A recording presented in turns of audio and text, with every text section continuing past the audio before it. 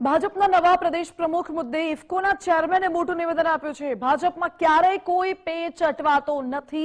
દિલીપ સંઘાણીએ કહ્યું, સમય સંજોગોના કારણે વિલંબ થતો હોય છે। જો કે પાર્ટીને સૌથી મોટું નેતૃત્વ સીઆર પાટીલે આપ્યું છે।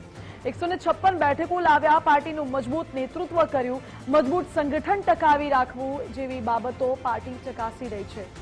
આ જ સ્થિતિ આગળ વધારી શકે તેવું નેતૃત્વ પાર્ટી શોધી રહી છે। આ નિવેદન પણ દિલીપ સંઘાણીએ આપ્યું। વધુમાં કહ્યું કે મને સંપૂર્ણ વિશ્વાસ છે કે ટૂંક સમયમાં પાર્ટી આ અંગે નિર્ણય કરશે। ભારતીય જનતા પાર્ટીમાં ક્યારેય કોઈ પેચ અટવાતા નથી।